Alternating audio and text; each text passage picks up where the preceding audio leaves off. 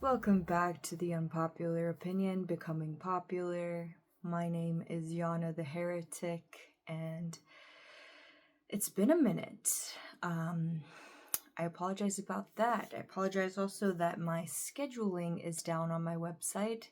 It is a temporary thing, so if you need to email me with any questions, you can at hdmechanicsbyana@gmail.com. And if you go to my website, you can find all those links as well. So you can also DM me on this chat box below. Let me know what you're thinking, answer any questions, or ask any questions. This week we're sadly in the last gate under the archetype of Thoth, and it has been a pretty juicy ride, and it's ending on a more juicy note, in fact. So this transit we have been in is gate 59, the gate of sexuality and dispersion. Ooh. And it has been filtering from the 22nd to the 28th. So, like I said, I apologize, I'm a little late on this one. But this transit has been a lot of ignition. We've been feeling a lot of creation, a lot of connection potentially, for good or bad. We're still learning certain things about ourselves, and I am going to help you out with that. So, this is a gate of sexuality in the sacral, and it is also a tribal gate. So this is very potent concentration in our sacral that is based off of the premise that all things that are created must create, which if they don't, they feel like they're dead. They feel like they're dying, because that is what our genetics want. That's the imperative we have, is to have a dynamic sex drive and to connect with other people and break down walls, break down barriers in communication. And the gate 59s do that so well.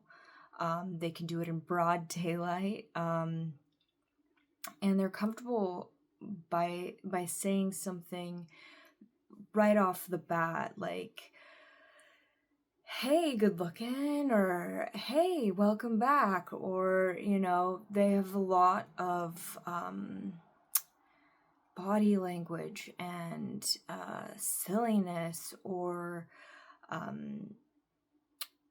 charisma. You just feel it in their auric field. You feel this pulse, this like sensual pulse that is pulling you in to mostly be extremely fertile. So gate 59s are extremely fertile. They connect to the emotional center, and it's about really just mating. And there's several lines that you should know about where this is how you form your tribe and how you break down barriers. I don't usually go into the lines, but it is absolutely crucial for the 59s out there to know what their lines are, because it can severely help them have awareness of how they give people the opportunity to be in their aura, and how they choose to connect with people. If a 59 is constantly getting ghosted, maybe you should change up your way of letting people in. Maybe you need to be a little bit more guarded with this very sensual energy. Maybe you're a 59 who's had a lot of children and never has gotten married, not that that's needed, but you can't get that person to stay. there happens to be a lack of depth there, a lack of really getting to know somebody in depth. You stay on the surface level of a relationship. So I'm going to list down the lines for you. Line 1 is the preemptive strike. This is the caveman that bonks the cave wife over the head and it drags him into the cave and is like, we're going to have this baby right now. So typically what that looks like in day-to-day life is people don't really have a plan. They may not even have that much awareness of what they want. They just want to connect.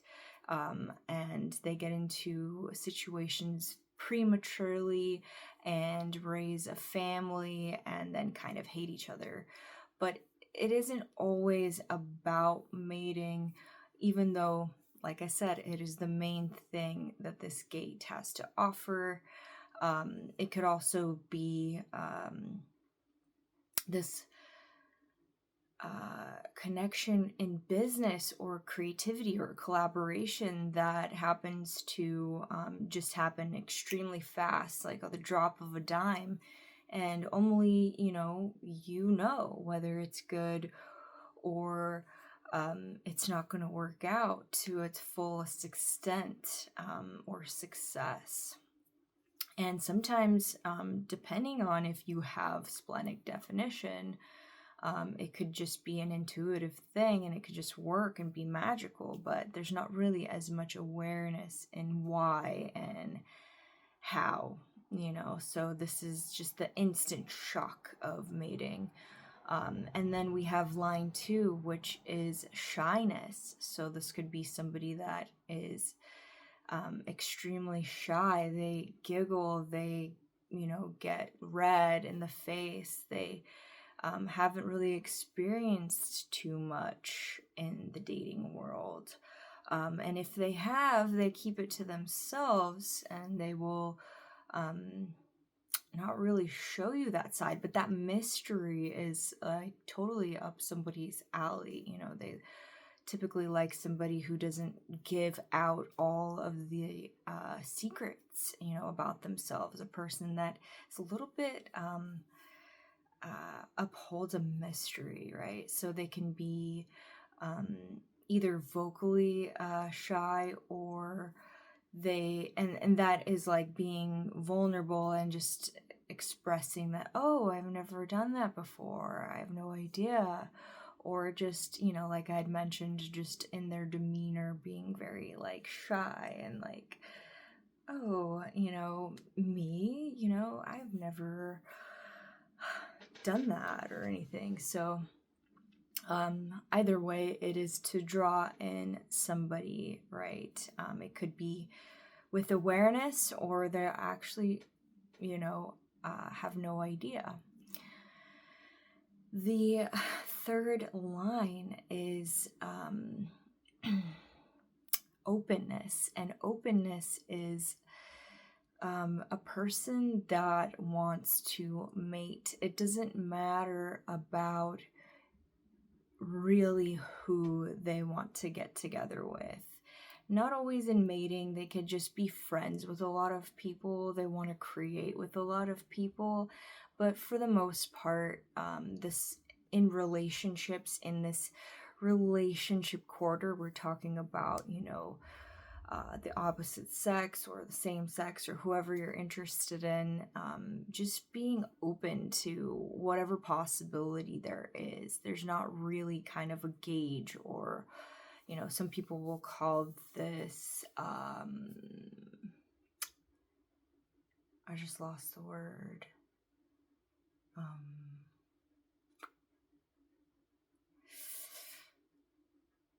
Oh man, it's something sexual. You guys know what I'm talking about, where they don't have a parameter of who they date, whether it's age, whether it's size, whether it's hair color, or tattoos or no tattoos. It doesn't matter. They're open to trying out new people, new things. We have then line 4, which is brotherhood and sisterhood. And that just means that you want to be friends with the person first. Like whoever has gate 59, they don't really go into a relationship with somebody right off the bat. They want to be friends with them first. They want to maintain that connection, just knowing what they're getting into. And then we have line 5, which is the femme fatale, or the Casanova, which is extreme seduction. They resemble the times that we're in now, because we now have Venus and Leo. I would recommend it. I personally have Venus and Leo, and I treat love and romance as this beautiful luxury that you have. It is embellished with poetry and outings, and really creating this atmosphere and this devotion within your love. So we are now under this spell of Venus and Leo, and the femme fatale has this heavy seduction, the seductress, the one that will dance, the one that will, strip or create this atmosphere of desire. And then we have line 6, which is the one night stand, and that one speaks for itself. It's those people that are not attached, that won't call you back, that ghost you. It's easy for them to do. They're not looking for that deeper connection. So very important to know that there is pros and cons to all of these. And, we can see these forces within ourselves, whether or not we have gate 59 ourselves, or these lines. I can't say enough that a lot of our social life, a lot of going out and what that entails, or you have to get, in order to get over somebody, you have to get under somebody. These are all societal norms that were created, and especially in the Western Americas. I don't know how it is really anywhere else, because this is where I've been. I know that there's a lot of religious connotations still here, where you have to be married in order to connect. So it just really depends on what that looks like, depending on your area. But most of the time, people like to go clubbing, and they like to, have one night stands and just talk about it and be like, oh yeah, this person has this. And yeah, it is the sacral that wants to mix fluids, like whether it's brain juices and others, right? So it's extremely fertile. So that's why these people have to know and have to be conscious about how they are stepping into other people's auras. Just because you break down walls, do you have the awareness of what you're really looking for that day? And if you succeed, where does it go? Because a lot of the time, gate 59s, they'll come on too strong. Some people are indeed shy, or they're just not even thinking about that at all in their day-to-day life. They could be going through something, and you approach them at a bar and they just want to drink alone, and you're just like trying to break down these walls, and they're like, I don't need you here, So it could be vastly inappropriate. If you don't check yourself, you will wreck yourself. So definitely be aware of which walls you're trying to break down. We also have the gate of friction, which is the harmonic to gate 59, and that is conflict. So it depends on the kind of conflict, right? So this is the harmonic that says the door is shut. So, we glorify sex in, the world, and we advertise it, and we make it our entire life for the most part, in Europe, in the Americas, everywhere. So how ethical would it be if we just spent all our time being sexual? You know, we would have tons of children, right? And then it would be chaos, and there would be quite an imbalance if somebody didn't just go, no, this is not for me, this is not what I want. So that's what conflict does. It says, no, you don't have access to my energy. And that is like taking off the rose-colored glasses and realizing, whoa, like this person is like totally full of shit, or, you know, I'm not attracted to them, I was just drunk, or, you know, under some type of spell for a second, or I was in a mood, you know. So you're just like realizing, like, ew, you know. So, and it also could be the sadist and masochist relationship that creates an edge. So the conflict is creating this edge, this separation, so that you can build this sexual energy. You know, you don't have access to me all the time, but that'll make it more worth it when you do see me again, right? And that's really how I feel all first dates should go. You know, when you sleep with somebody the first time you meet them and you try to form a relationship, it has never worked out. It has always been more lustful for me personally than actually leading me in the right direction, because I truly do believe you should meet people and get to know them and see if that's right for you, because you are also important, you know. And I could say that because I'm a single definition, which means that I feel whole within myself. I have access to all, you know, the destinations in my map. But split definitions have a split in their definition, right? So they might not have access to their wholeness, and they want the relationship. They want somebody to fill that gap. So it's definitely different for everyone, and there's no wrong or right way, right? But it is important to know your design. It is important to take some time to yourself, no matter who you are, to learn what your path is, and then maybe readily find somebody who wants to grow with you in the way that you do, has the same vision. Or if you don't need that at all, then that's good for you, you know. But the 6 is saying no, and closing the door. It is an emotional gate, and it is very important whether to build the edge or just be like, no, dude, you don't have access to all my sacral energy. This isn't your opportunity. Just because I'm in aura with you, right?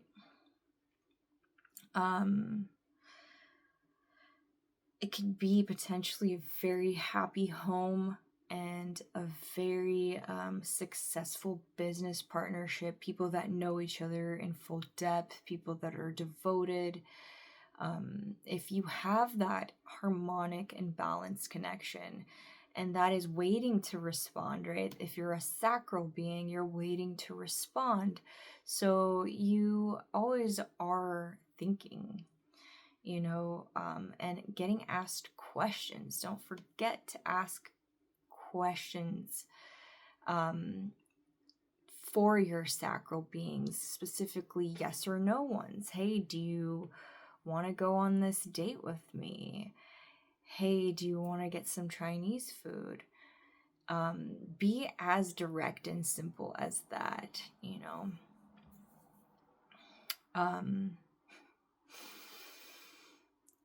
We witnessed, I hate to bring this up, but there's like definitely a lot of silliness and embarrassment that came through for the CEO at the Coldplay concert, and it was like, oh shit, we're like caught, you know.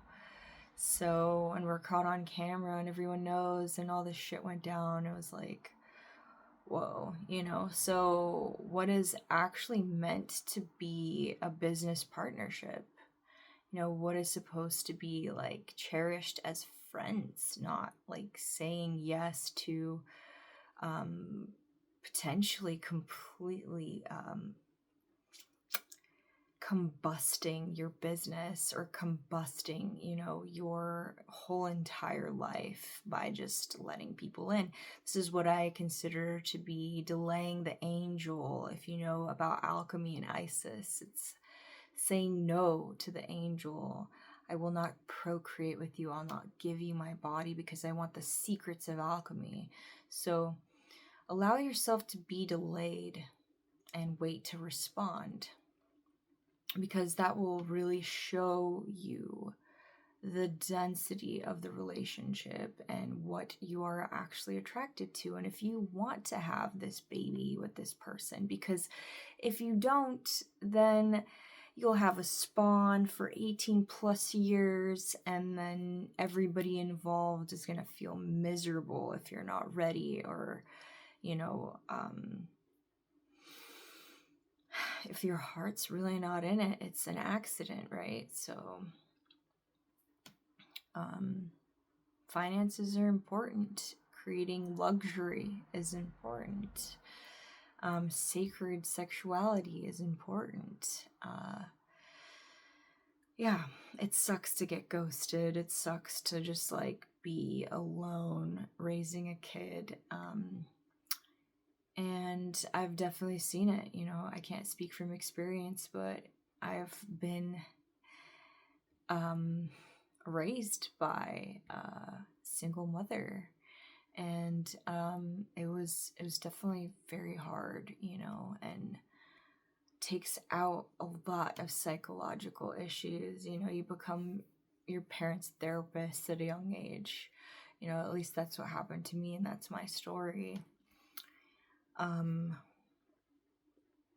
Other things, this relates to Thoth because Thoth is the god of language, and he creates this balance of duality, and it is really pinpointing the duality, the sacredness of the connection, the magic between these chemical reactions that we really want to feel in our life. A lot of us want to get married. A lot of us want that soulmate, or believe in the soulmate, or goth love.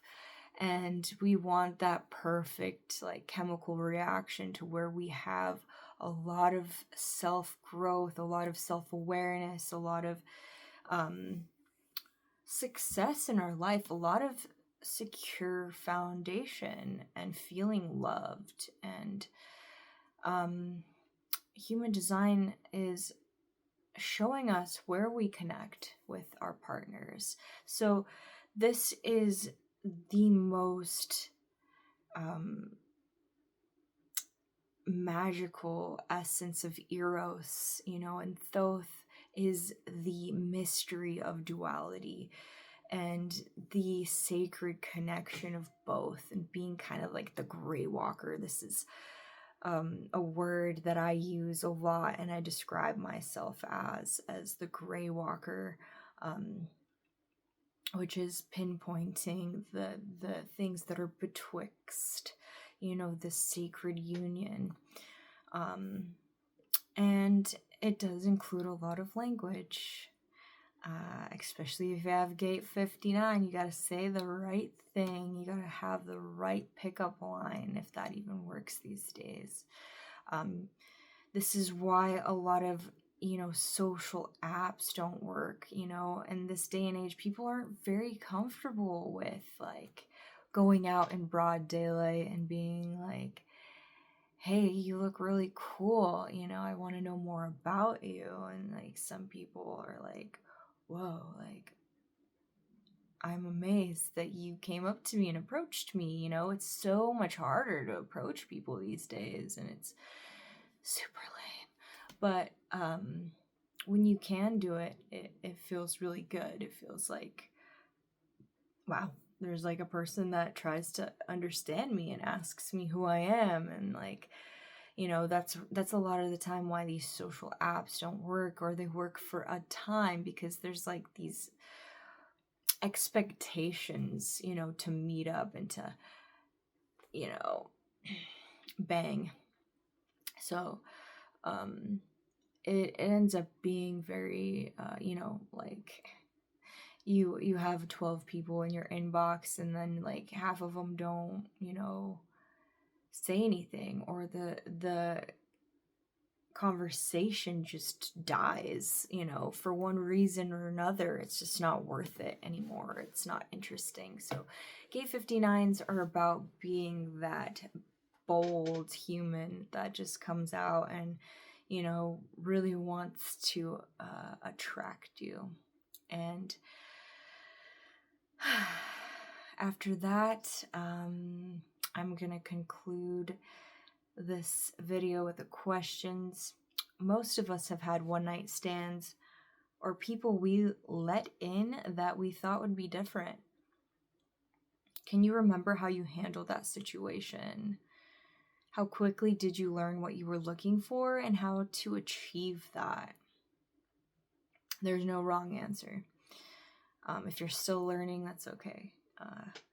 What union with another has made you feel the most seen and understood? How did that change the way you approached others?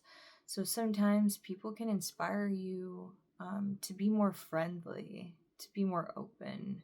I definitely feel that way, and that was necessary for me because I grew up in a cult and everyone else was supposed to be Satan. So it really helped me watching other people communicate, because I was so like sheltered, right? And what collaboration goes unfinished in your life? Is it possible to finish what you started with the right person, or do you have to start over entirely? And last question, in what ways do you greet others? Do you have a way that you welcome others into your aura that is original? Or did it get passed down from generations? You know, your mom and dad, you know, have a very strong, I'm forgetting words, conditioning, there we go, conditioning on you, like, you know, if your mom's like, I just think of like the Western mom that's really sweet and inviting, and it's like, hey sugar, you want some pancakes, you want butter and coffee, and you know, like that just makes anyone feel invited and like welcome, right? So how do you let people in your aura? So ultimately this week is about, you know, finding attraction, finding the igniting connections in your life, and I hope that you got to do that this week and that they were extremely potent. And if they were not, you know, you find out what you're really looking for. And until next week, thank you for listening, and I will try to get my website all back and running for the schedule, but feel free to drop in a chat or book an appointment through my email at hdmechanicsbyana@gmail.com. Thank you.